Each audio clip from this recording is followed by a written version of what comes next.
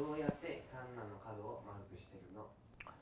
はい。ですね、こういう材料がね、カンナより大きい場合のカンナ掛けの時はですね、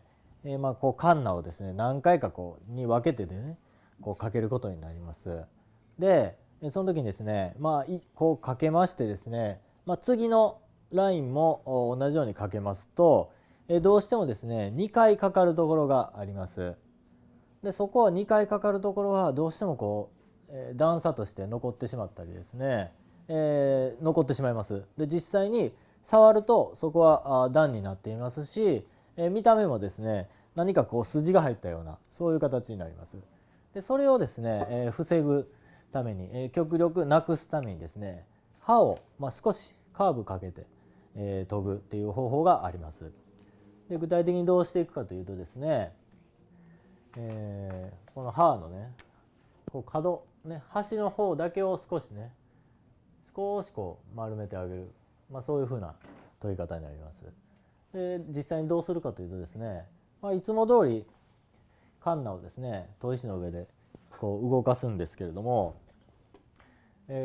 こちら側にね行く時に、こちら側に行く時に、この辺をぐーっとね押さえる意識で、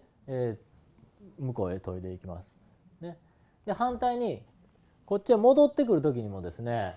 結局こっちの方をねぐーっと押さえてこう研いでいきます。ね、そうするとですね、力がかかったところは、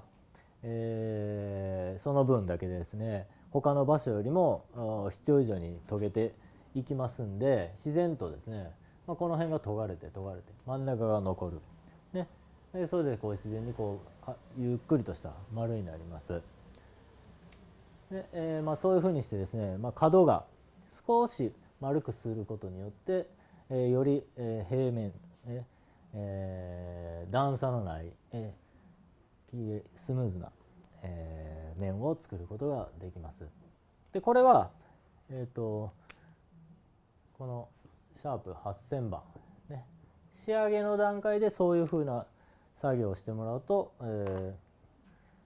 こういう刃が作れると思います。